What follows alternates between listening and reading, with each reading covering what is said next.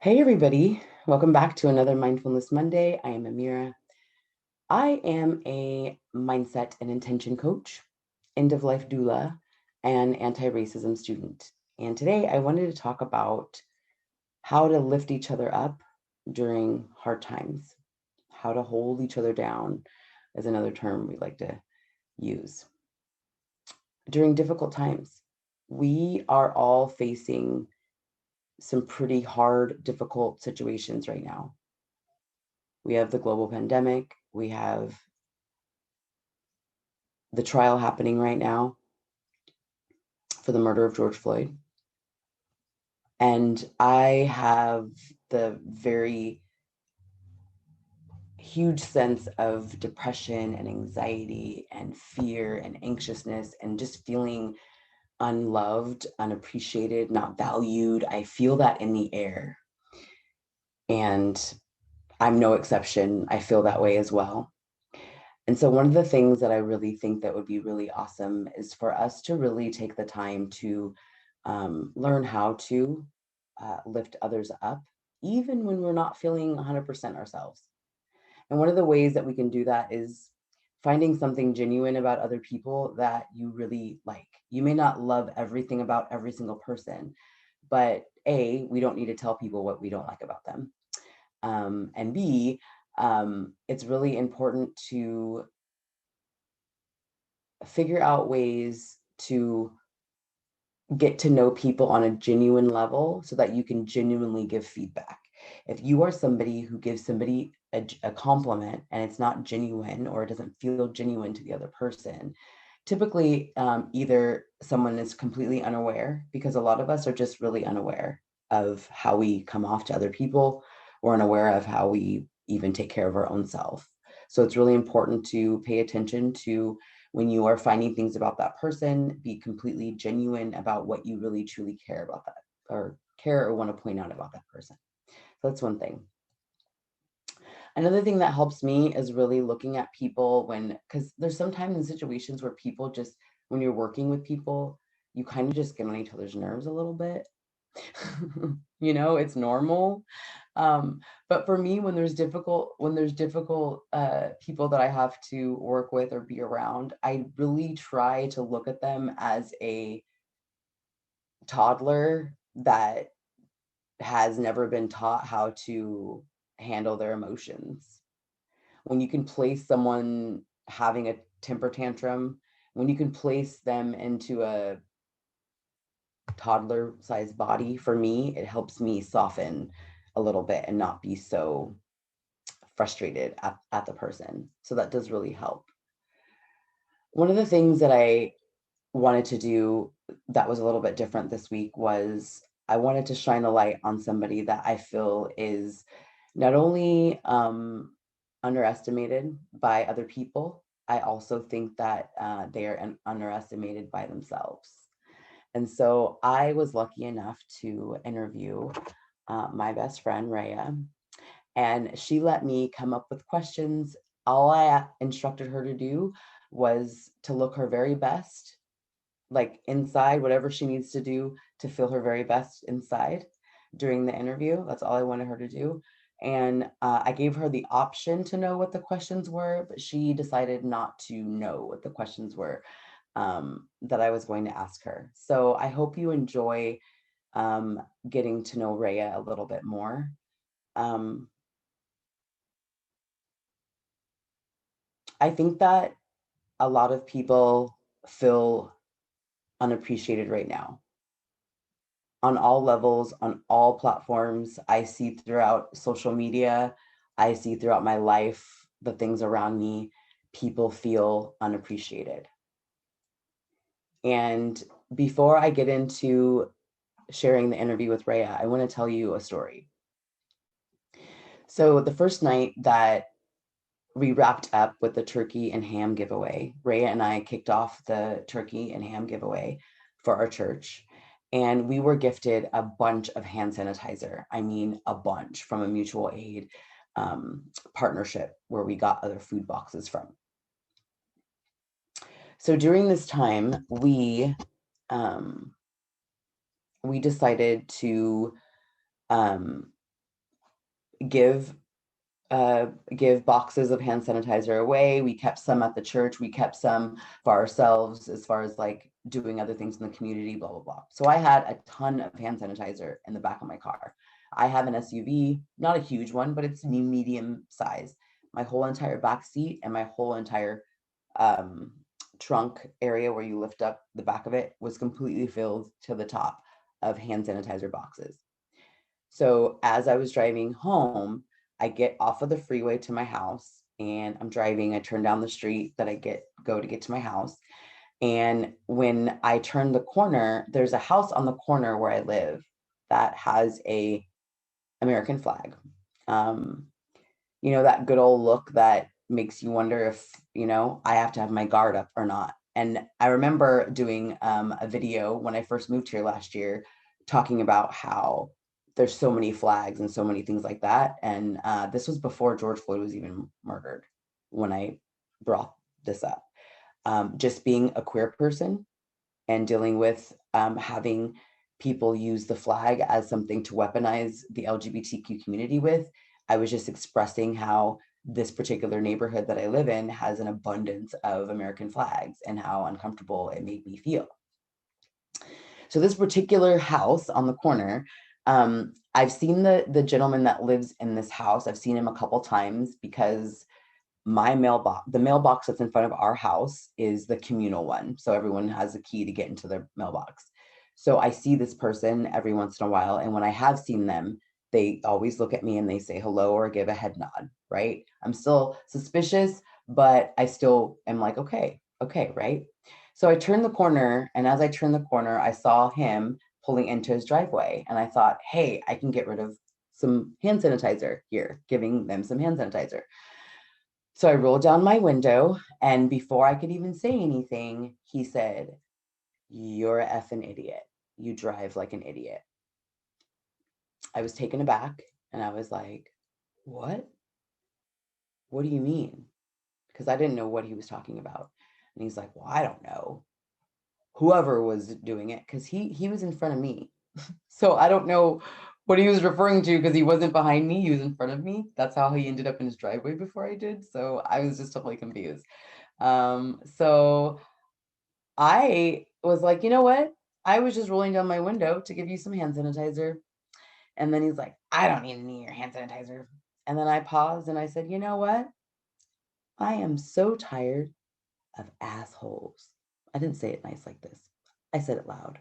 And then I drove home and I unloaded about 70 boxes of hand sanitizer into my um, garage. And during that time, having to move the things back, I was able to not move the things back, but put the boxes in my garage. I needed to do that because Sandra was like, "Can't you do that later? Come on in. It's late. You've had a long day." I'm like, "No, I need to blow off some steam. I'm hecka heated.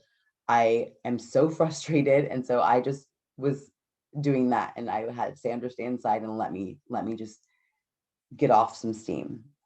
And what I realized is, as I was playing back everything in my head, when I pulled up behind him, if he thought I was someone that was driving too slow, which I don't know how that happened, he could have thought that I was stopping to yell at him for maybe cutting me off or whatever. So that was the first thing. I was like, you know what? Because as soon as I rolled my window down, I couldn't even get in a word out. He just snapped and went off. So that was the first thing I realized. He could have been thinking that I was about to pounce, and so he pounced first. Secondly, I did notice him pause when I said, "Hey, I'm the chick that lives by the mailbox. I was just coming over to give you hand sanitizer." I did see him pause and stumble and say, "Oh, I don't need any hand sanitizer." I think he felt a little silly and just didn't want to say sorry, my bad, and keep it pushing, right? I also realized this person has kids of some, I don't know how many they have, but I know that they have kids. I know that they're probably struggling right now. I know that they're probably depressed right now. And even though my mind with my activism, the things I do in the world, initially I was like, you know what? I'm so sick of these dudes in trucks with their flags and their hats and their racism and their BS, and I'm trying to go out of my way to do something nice to someone that kind of gives me anxiety, and you want to be mean to me? That is how I really felt in the beginning, until I started to put that person into a place of, kind of like how I described before, a place of like a wounded child that doesn't know how to communicate or articulate emotions. And so I just tell you that story to say that, even though the world makes us feel really hard right now, like walls up, and don't get me wrong, I have my walls up in so many different ways. But having that awareness to know that we can lift each other up as well is what life is all about. So with that being said, please enjoy watching this interview as I lift Rayah so far up. Thank you. Hey, bestie. Hey. So I had this wild idea like a couple weeks ago to interview you, and you were like, okay. So I just feel like you're a little underestimated, just in general. I think you even underestimate yourself too. And you have so many different facets about you. And I think the world needs to see more of you. So I get to ask you some questions and interview you. And I'm super, super, super, super excited. Just a little bit of backstory about Rayah and I. We met at our church. Um, I don't remember exactly how we connected, but we just connected, and we've been connecting ever since. And we have a podcast together, and she's just a ride or die, amazing human. So, Rayah, you ready for the questions? Let's do it. Okay. So the first question is, what is your full name? My full name, like my full first name? Your full Or- first Okay. name. Yeah. Sharayah is my first full name is Sharayah, which is after an Amy Grant song from like 1985 or 86. I don't know if it's the year I was born or not, but yeah, my mom heard it on the radio and she just had to have it. Okay. I love it. And I didn't know that until a couple months ago. I think I was at your house and your mom or someone said Sharayah, or maybe I saw something Mhm. on paper and I'm like, Sharayah, is that your name? So I think Mhm. it's I I think used Rayah to is I used to hate it so much because it was so hard for people to say. And like every teacher, everybody would mispronounce it. And so it'd get like really embarrassing because I'm like, oh, it's fine. Like, don't look at me. aw. But and I just did not want it to be shortened to Rhea either for some reason, which was really Mhm. weird. And then once I got older, I was like, oh yeah, no, just shorten it, please, if that's easier, because I am tired of that whole thing where no one knows how to pronounce my name. So just say it. I reply to hey you a lot. Usually if it starts with like an SH sound or like I'm like, yeah, that's probably me. Yeah, and people I notice mispronounce Rayah too, though. They Yeah. they say Raya, and I don't know. It's All right, my you ready for question number 2? yes. Okay. So, what are your pronouns, and what does being queer mean for you? So my pronouns are she, they. I haven't even updated like my Zoom thing. Um, and they is just kind of a new thing. I don't even know if they or if it would be more of like if I'll end up somewhere else with other pronouns. Because I kind of feel like so I'm pansexual that I kind of like just discovered after like years of repression and stuff like that. And then um just feeling like I heard the term non-binary woman and it was like that really feel like I connect with that. Mm. Cuz not that I don't feel like feminine, but almost like feel like there's like a parallel track. Like I'm like kind of like womanish, but not all the way in some ways, or like just kind of like watching other women from the outside, like, oh, I think I'm supposed to do that, or like I think that's what I'm supposed to like or want or whatever. And not that I don't necessarily like those things or whatever, but just and feeling more comfortable with like not being inside the binary of, woman, man kind of thing. So Yeah. kind of Can where can you explain to folks what pansexual is? kind of. It's so hard for me because like pansexual and bisexual are like really confusing. Mm-hmm. So for me, like what pansexual means is that like I'm attracted to people regardless of their gender identity, or anything else. Like it's just about the person. I think people are beautiful, all people, whether they're, gender fluid or gender non-conforming. I think trans people, I mean, obviously like trans men are men and trans women are women, but like I think people are beautiful in the stages of their transition too. Like I just think it's so magical to watch, and it's just like a beautiful thing. And I think humans flourishing and like growing into their potential is just breathtaking.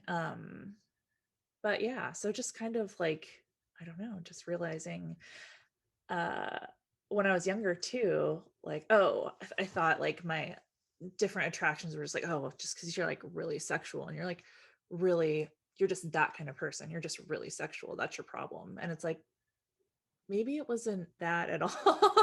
And maybe you just were attracted to all kinds of people and didn't really know how to deal with that. So Yeah, I totally get it. I can't get over your hair right now. I'm just like, so pretty. Rayah typically has 2 braids. got to keep it out of the way and keep it ready for rocking and rolling. But Right. sometimes I get to put it down and have fun with it. Kids are in I school love right it. now for the second day. So Yay, yay, yay. Okay, next question. I want to know. Okay, I'm going to put you on the spot a tiny bit.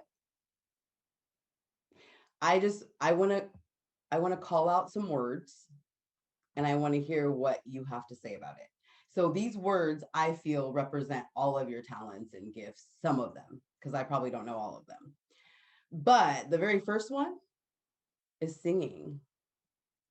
Rayah can sing, y'all. Okay. And again, something I didn't know until we were driving in the car together one day, and she started singing, and I'm like, what you mean? You can sing too? Like, really? Come on.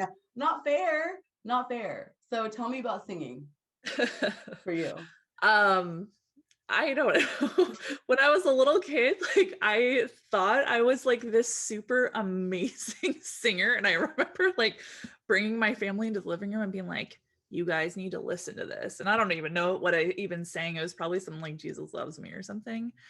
Um, and then I don't like, I never got any sort of lessons or knew how to do anything, and then I was homeschooled and all that stuff, so I never even got an opportunity to practice. I don't know anything about singing or like keeping a tune or music, because like my mom is not musical, my dad is not musical, so any like talent you hear is just me copycatting things. And yeah, I can't like match things necessarily. Sometimes I can make things sound good, but I mostly sing for my kids, Yeah. or Oh parody my, videos. you're like totally like blushing and cheeks red. This is so awesome. This is why I wanted to shine a mat, because I wanted to see that. So cute. So we're gonna add clips of all the things that I'm gonna talk about right now, because people need to hear this. Like not a like TikTok mouthing type thing. Like people need to hear your actual voice. So we're gonna make that happen. Okay, so number 2 is art, drawing, and editing. Tell Yeah, me. so I can talk about art a lot, but here's my artist tattoo. I didn't even know that said artist on your freaking. Yep, love I well. knew that one. and then artist with little hearts at the end. I need to get these pinkies touched up, but Ouch. um, yeah. I mean, it wasn't as bad as I thought, honestly.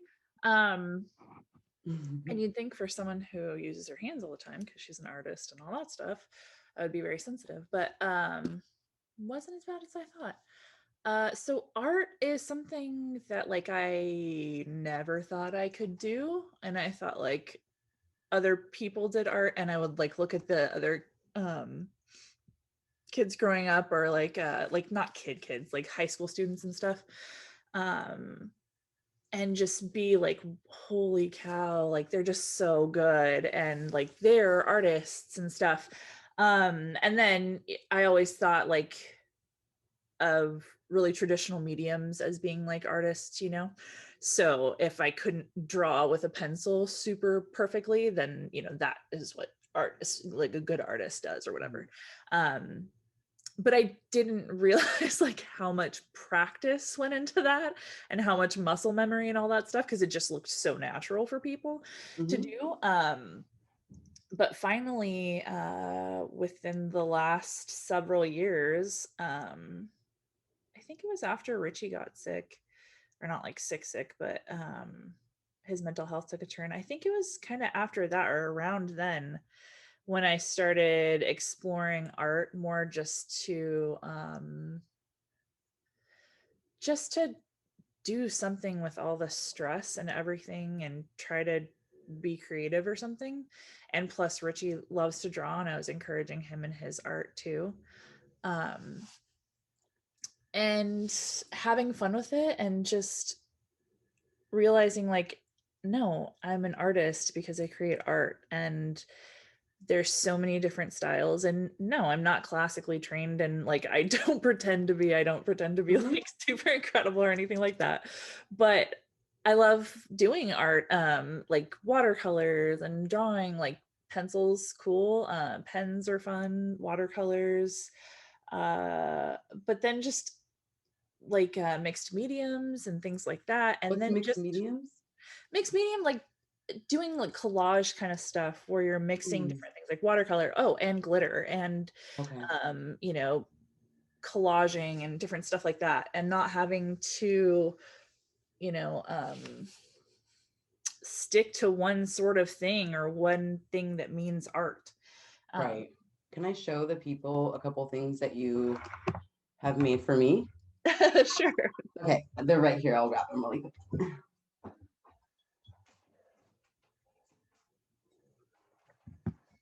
Okay. So this is the first one. You gave me this when we first met at the church. Oh yeah. And Amazing. that's part of what the church's shirts are based off of too. I pulled Yeah, that. speaking of that, this is a church t-shirt, right? Yeah, the quote's different on it, but that's the same art and right. police placard. Okay. Yeah, and you've done several shirts for the church as well. And then, ready for this? This is my fave. Tell me about this one. Yeah, so that's you being all freaking amazing with your just queer holy wisdom. I love that. And you know what I love? Like, just the way my clothes are kind of like hanging loosely, and like you just got like the detail of things, like my braids, like my facial expression, the fact that my piercings are actually crooked. Like you even got that, because if you look closely, all of my stuff is crooked. I just think it's bomb. Yeah. Cool. I love it. Oh, here. Oh yeah. Oh yes, yes, yes. Yes. It's me and Zane, and it's hard to tell on video, but like Zane's skin is like, actually it's gold, so it's shimmery. Like we're black and white, but his skin is gold. Beautiful. But yeah, like so Beautiful. stuff like that. But then, you know, sometimes it'll be something totally different. I'll hang that up later. Yeah. So if anyone wants some artwork, hire Rayah, because she's amazing. So editing really quick. I just want to talk about editing, because I don't think people realize the time and The reason why I'm bringing up editing too is because when we first met, you did a lot of editing for me. And I compensated you every month. And I had to learn how to do it myself because it was just impossible to be like, wait, I need, so I had to learn myself how to start editing. And it's very, very time consuming. How do you deal with that? Yeah, I mean, editing is something I had to learn myself too, because when Richie, uh, so my husband, for those of you that don't know, has schizoaffective, and like in 2017, he took a really bad turn with his mental health and kind of went from like operating at 100 and super dad level to like like Mhm. bunch of psych ward trips. So, Mhm. long story short, We'll get into that too. right, I needed some sort of outlet or like way to get that, like the message of like mental health and stuff like that out there, and start having some conversations with people. And so I was like, well, I guess I just have to teach myself. So I taught myself out of necessity. um, and yeah, it is really time consuming. It's hard too, because like I got diagnosed within the last year or two with ADHD, and finally putting like a lot of puzzle pieces together as far as, oh, that's why that's so hard, or oh, if I try it like this, like other people with ADHD do it, that actually helps a lot, so Mhm. maybe I should do things that way. So yeah, it's really hard to focus and things like that, which is why like I've taken some things off my plate and trying to figure out how I can use my time and feel like I'm doing something valuable without feeling like I'm tossing all these balls in the air and not being able to like keep them up there, keep them flowing the way they should. um, Mhm. but yeah, editing is, it's time consuming, but it's something that you can really teach yourself, which is cool, because there's so many things you can teach yourself and learn, which is pretty cool in this day and age, because we need everybody to be like educating themselves on everything that they can be.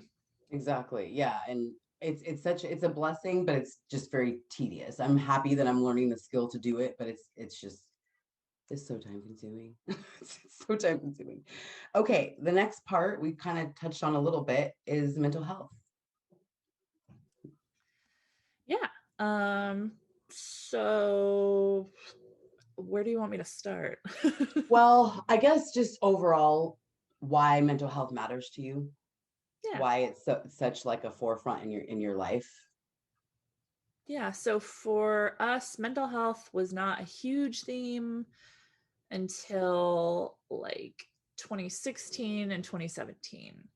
Um, it had always been something that I was like aware of and interested in somewhat, and I kind of had like casual relationships with it, and my own diagnosis and stuff with like depression, anxiety that was kind of there, but nothing major. And then when I got married to my husband, I knew that he had schizoaffective, but he wasn't, I didn't know he was dealing with any symptoms, and he was working full time plus overtime. And I had a kid that I brought to the marriage, and he was like a great dad and super um productive and everything, and so just didn't really think it was that big of an issue, and I should have learned more about it then. But we just kind of went on the back burner until Richie started coming home from work, crying and stuff, and not being able to deal with everything that was happening that he was experiencing. He would, it's hard to remember like the whole flow of how everything went. But by the end of it, like right before we took him in for his first psych ward trip, he was not really, well, no, he was working still, but he was having to take a lot of time off work.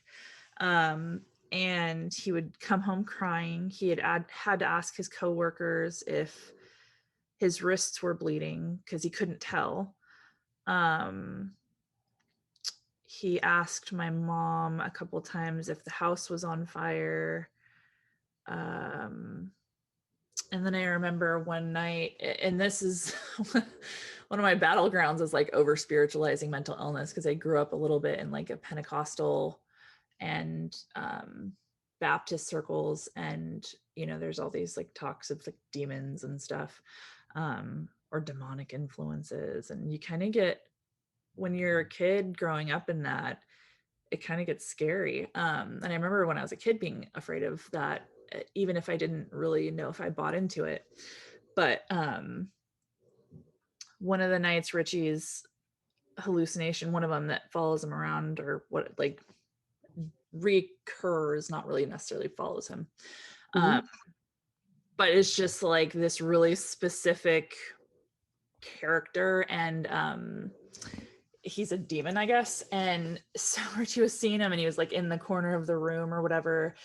And I like went and stood on the ground. I was like, right here, you're talking about right here. And I was just like, I remember thinking like, fuck this. If this is a spiritual thing, and I'm sorry for my language, but that's really where I was at. I was just like, yo, if this is some spiritual thing, and I really am, this saved creature of light or daughter of God or whatever, then if I'm standing in the same corner as a demon, I should feel something.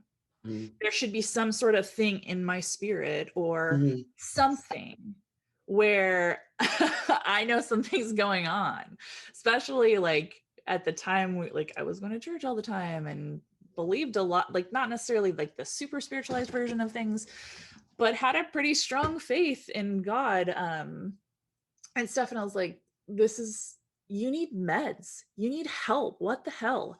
Like, and I wasn't thinking that it was all spiritual before that, but it was just like that last point of like, holy shit, like how much suffering has happened because people really just needed some meds and nobody would listen to them, or they kept thinking like, man, we really just need to pray for these people because they have these evil influences over them or whatever.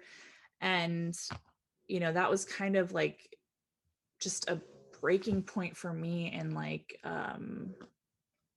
not being afraid of facing it head on too, and going, this is a physical problem, this is something that maybe I can deal with, maybe I can help him fight. And so ever since then, helping him through psych ward trip after psych ward trip as we tried to get his meds regulated and on anything that would even help him. And with the kids, like our oldest kid has his own mental health problems and struggles. My PTSD obviously is a thing. Like I had PTSD already, but there was like, obviously going through all this stuff just adds layers of trauma. Because it's tough. Go ahead. Yeah, I was going to say, can you tell people you have a podcast specifically for this topic? Yeah, I don't know how long it'll be like available on the airwaves, just because it costs money to do that stuff.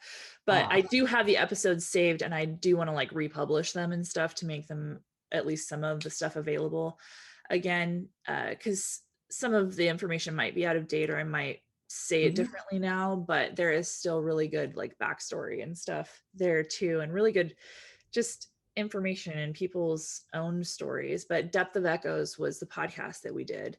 And it was just all about sharing and talking about the really serious parts of mental illness, especially from like a peer perspective, because so often we get talked down to or told what we have or how to deal with things. And even getting a diagnosis, people have to like, you can't diagnose me properly if I don't know what I'm experiencing. So people need to know what all the symptoms are even possible, because they can't tell their doctor that they're experiencing hypomania if they don't know what hypomania is or what it looks like. And that's one of the things that makes it really important for people to feel empowered. Like, you're the only one that knows what you're experiencing. Your doctor can guess from the outside, but if you're feeling like your depression is crushing, or you feel like you can't get through your day, it's not your doctor's job to say, yeah, you can.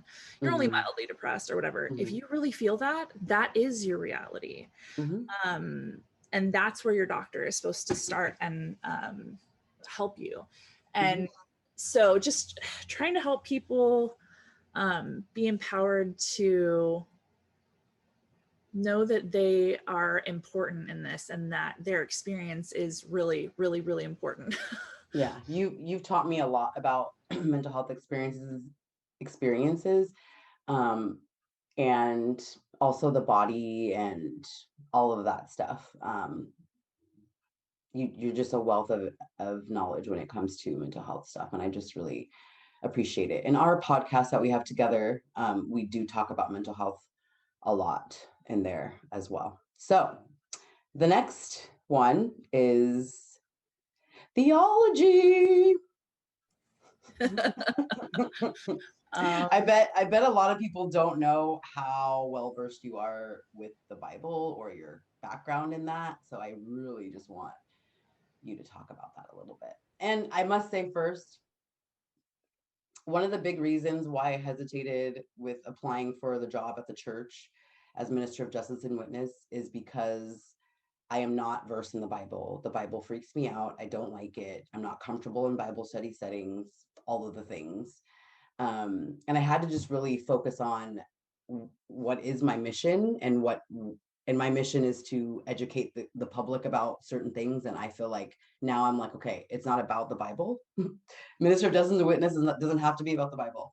But when I just did a sermon last week, and if it wasn't for you, I don't know if I would have been able to do that. Um, when I'm looking at the Bible, I just see a bunch of weird words and things. And even if I'm reading the sentences, it's just like a bunch of things flying at me and I don't even know. And so I was already nervous to begin with. And so I was like, Ray, I have to do the sermon. And I remember I told you what the scripture was, and you're like, Amira, you you got this. And you were like, you just explained it in a way where once I was able to hear how you articulated it, I looked at the scripture and I was like, oh, I see it. And so it's just, I don't know, share your wisdom. Yeah, theology is a hard one sometimes. And like, it's something that, like, I was raised in the church, and the way I was raised was very what you'd call complementarian, where women are submissive and are not preachers and don't necessarily teach men, because that's not biblical. But realizing it's really important that, every theology has an adjective. There is no just theology. We don't just do theology.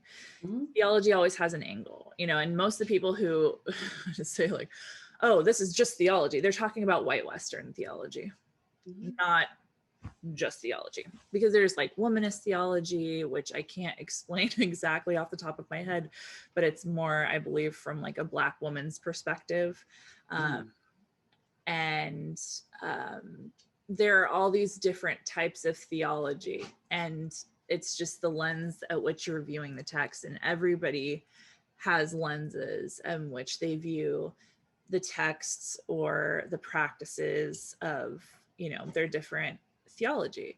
And for a long, long time, I always felt like, well, if I didn't think I could think outside the lines that I was already being taught. But then if I had some sort of thought or question outside of that, it felt like, well, or like not a thought or question, but like an idea. It was like, oh, well, if someone already hasn't thought of that, well, that's probably not real then, or like that's not legit then, if nobody has already come up with it yet. Mm-hmm. And so like it's just been in like the last year that I've really felt comfortable and confident with like everything that I've learned so far, saying like you don't need a white man to validate your theology. You don't need someone with a degree to validate your theology either. You know, that type of gatekeeping to spirituality and the teachings of Jesus is actually completely antithetical to what Jesus taught anyway. Because he was like all about like the kids and their ideas and stuff. And so to try to like make it into some really high level thing where only like you can only interpret it correctly if you're like really smart and know the things, it's like, no, you should probably not do that. And a lot of those like special rules and things like that too that are a part of a lot of churches or structures came way after the fact. They like to pretend like, oh, it's always been this way, or like humans have always been really like scared of showing our bodies because of Adam and Eve. It's like, actually people didn't start that until like Victorian era. Like people were way more free with their sexuality like during different periods of time. Like there was specific influences that had or that happened, or like the fact that we're like, oh, traditional marriage and like all this stuff, when it's like actually like Christianity can't say, well, like tradition, when we're like, we pull our tradition and like probably appropriate a lot of Jewish tradition. And like, if we're going to say that their texts are where our stuff came from, then we need to be going back to their text too. And the Talmud says that there's like 6 genders or 6 or 8 genders. Oh, what did you call it? The what? Talmud, which What's is that? like the I'm not gonna do this right. Okay. So the Talmud is like the all the rabbis discussing the Torah and like writing their commentary on the Torah and like the Jewish scriptures. I hope I'm doing that justice. I am terrible with like not looking something up and like It's fine. but like, so it's basically all like the rabbis' teachings about the Torah, and like they honored more genders and all this stuff, but like suddenly like Christians are like, no, you know, trans people, and it's like that you're saying tradition, but that's actually not tradition. That tradition started somewhere, and it definitely, like, Jesus didn't come in and go, also this means a man and this means a woman, and you can't do anything else. Like, Jesus never said that. He never brought that up. He didn't talk about, you know, gay marriage. He didn't talk about abortion. He didn't talk about any of those things. So don't try to bring it in and say tradition when that wasn't tradition. And many of those practices started way later anyway. You know, homosexuality didn't enter the Bible until I think it was like the 70s. And, you know, abortion was not really an issue that we talked about much until Roe v. Wade, right about there, because churches were being desegregated and schools were being desegregated, and suddenly it was not good optics anymore to fight for segregation. So part of the reason we jumped on the abortion bandwagon was, or the anti-abortion bandwagon, was to have some other thing to fight because we were losing on segregation. And it's like, that is gross. Let's not pretend that this is always the way things were. Yeah. So theology for me is all about like unlocking like and decolonizing what we've been taught, especially here. I see a church in our future, and I see you being the head pastor of that church. It's gonna happen. It's gonna happen one day. What? I said I should not be in charge of things. No, you're gonna do great, and I'm gonna be your right hand. Shoot. All right. Next is mom and wife. Mom and wife. Yes. Yeah. So I am a mom of 2 kids. Can I just pause for 1 second? Sure. My husband just snuck in here and brought me a plate, and it's eggs, and I can't eat cold eggs. So I'm going to very neatly eat my eggs while we continue talking. Perfect. Okay, It's all go good. for it. Yeah, so Your kiddos. oldest kid is 11, and they are their pronouns, and they're an amazing kid, and they've been through so freaking much because this is my second marriage. And while my oldest doesn't know his biological father and hopefully never will, uh, and doesn't really have any memories of him, there's still just so much trauma that we went through our lives because of that. And so many changes. And then there's, things out of our control that have happened. And then the pandemic didn't freaking help. And so it really struggles with a lot of like trauma and anxiety, depression, and at one point had like an oppositional defiant diagnosis, but then that got changed, and I think it's dysrhythmic mood dysregulation disorder. But honestly, to me, I just feel like it's depression and trauma and like anxiety, because trauma really puts so many of those same symptoms out there. And it's like when you put these other labels on people, they tend to grow into those, and like it cements. And it's not that I'm opposed to those labels, but it's like if there's trauma and things that we can heal, let's work on that. And lately a lot of that stuff has been helping. So I love it.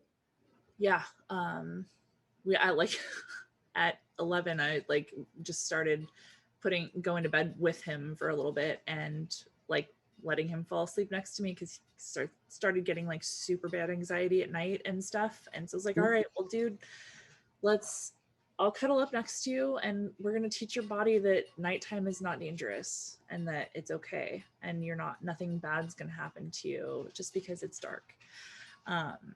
Yeah. And so far it's actually been helping, and more than you'd think, or that I'd think in a short amount of time.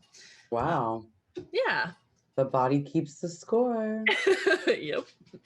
Be doing that book club soon. I just have to say that like I haven't seen probably the worst of outburst with your oldest, but I've seen things. We're on Zoom a lot together, and so I even see things on Zoom. But you're very patient and you're very calm. Not always. For the most part, because there's times when I'm with you where I would have been like, my mama bear comes out, because even though I don't have kids, I'm a mama bear. That's just who I am. And you're just, at least when I'm with you, you're like, yo, da, da, da, da. Like you say what you need to say, but like overall your energy, considering the things that you do deal with your oldest child, you are very patient and loving and supportive. And I just hope when Zane is an adult, they recognize the Me support. too. And it's so hard too, because when I was raised up very differently, like respect and all that stuff. Mm-hmm. And it's like the balance between, okay, but I also know what can cause more trauma. And if I really do think the problem is trauma, Mm-hmm. and I've learned all these different things about like how to heal that, then like, oh, I can't lose it, otherwise I'm like undoing all the other work that I've done. Mm-hmm. So like, but oh my god, and like I do lose it sometimes. Mm-hmm. And I have to apologize or whatever and be like, yo, like, yeah, Yeah. what you did like wasn't okay, but I can't react to you like that. That's not what a mom is supposed to do. That's not what a parent's supposed to do.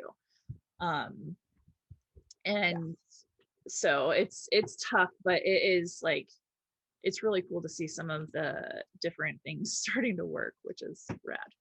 Awesome. What Oh, about, and I have to tell oh, you, uh-huh. Zane gets nervous in the car too. So the other day when we drove down towards Salem, Mm-hmm.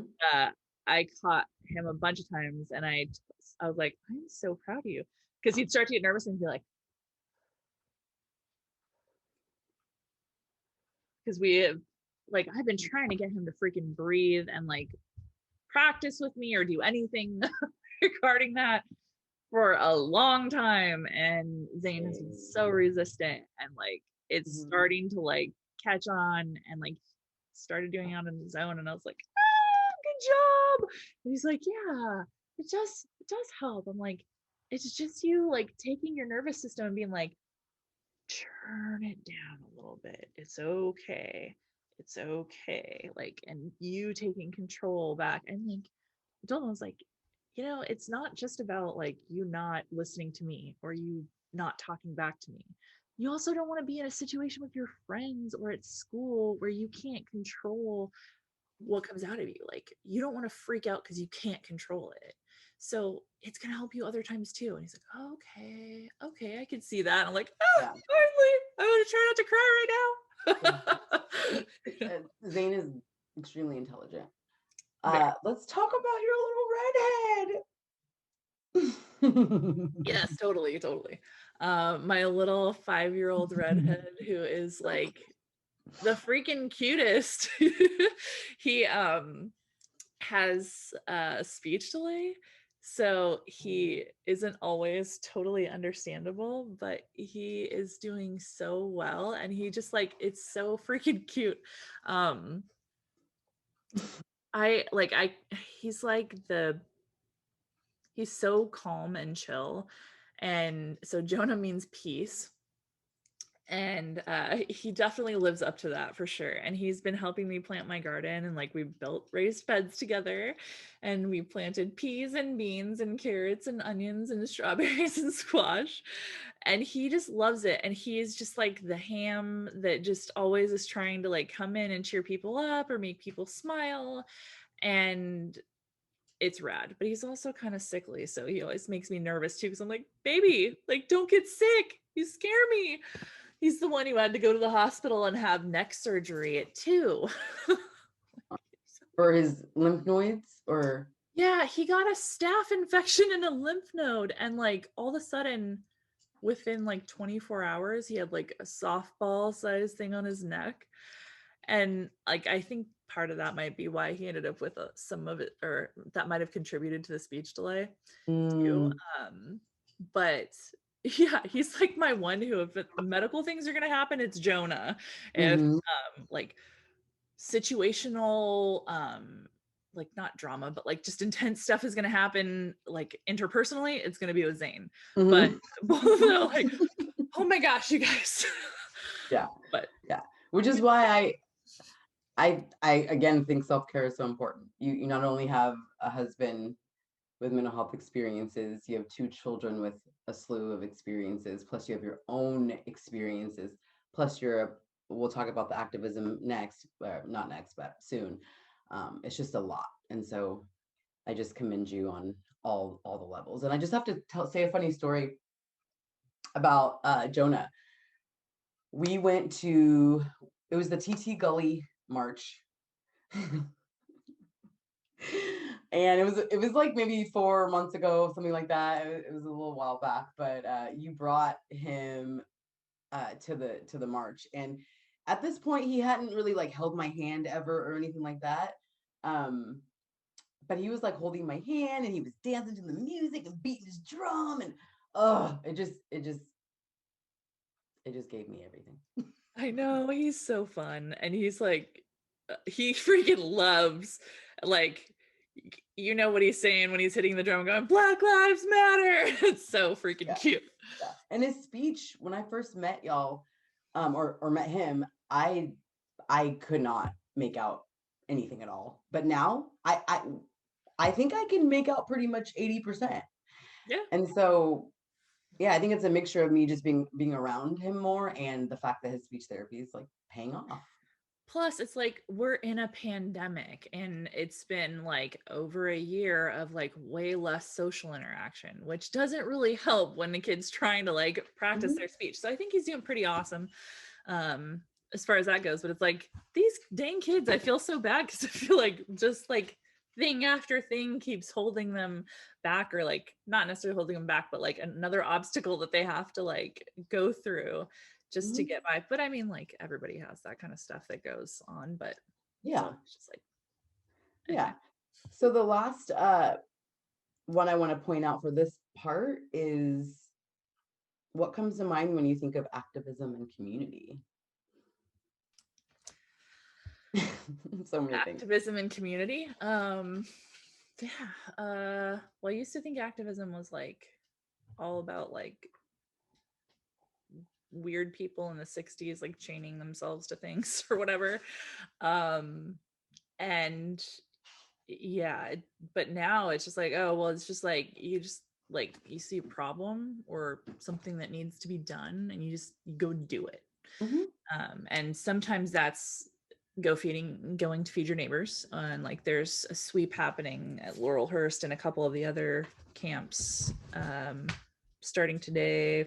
I guess they have 10 days to do it, but sometimes it's, you know, literally putting your body out there, and sometimes it's learning about things, and other times it's, you know, going to protests. Mhm. It could be writing your city council members. It could be so many different things. You know, sometimes it's just sharing things and getting the word out there about different topics and making sure that, you know, education's happening. And like it happens on the little level too, when you call out microaggressions and say, no, we don't do that here. Like, Mhm. um, and Yep. then like community is just about the people that are around you, I guess, really. Um, and definitely think of it more with like your local, like I think of it more on a local physical thing than I used to. I used to think like, oh, I'm in community with them, like some sort Mhm. of like emotional bond or something. And now it's just like, well, my community, like around here, like these Mhm. people, because I don't know, it's just weird. But anyway. Yeah. Yeah. Yeah. Yeah. Activism is a huge part of your life. It's a huge part of my life. You've taught me so much about activism in general. Um, yeah, you're a great community member and a great activist as well. So, what do you want people to know about you? uh Good question. I want very much to hang on one second. Yeah.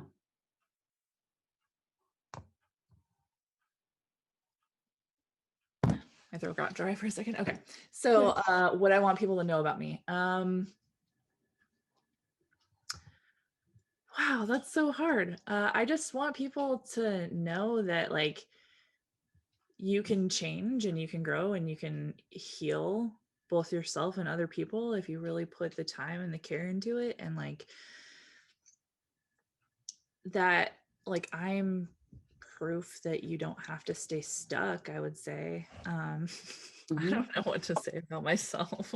I know you have a hard time talking about yourself, which is more of a reason why I wanted to do this because. I don't want to be, I don't need to be famous. I don't want to be famous. I don't want to be a leader even. Like I Mhm. really just like, even within the activism in the community, like I don't want to lead. I just want to be involved and be a part. Like how can I help? How can I Yeah. support? How can I, you know, whatever skills I have, how do I share those, you know? Right. Yeah, I think that being a leader comes in a lot of different forms, and though you don't want the title, you still are a leader. I look to you as a leader as well. And I still think that you underestimate yourself as much as I see other people underestimating you, and I don't like it. So, I think you're amazing, and I just want to ask one last question. Do you have anything coming up that you want people to watch for? And how can folks reach you if they wanted to reach out? Whew, anything coming up? I don't think so, other than our like end white supremacy event that I'm helping you with. Nothing in particular. I think if anything, I guess one thing I would love is the thing that makes it hard sometimes to keep going, or things that makes it feel isolating, is when I don't hear anybody else talking about the things that we're doing. Like, not that I'm doing or that, you know, you and I are doing necessarily, but like, how come you guys aren't sharing like what's happening in the world, or talking about the violence that's happening or that like is going on?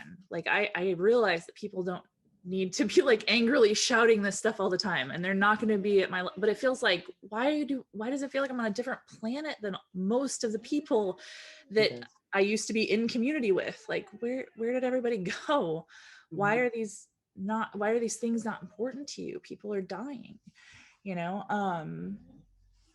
But yeah, like I that would help me a lot.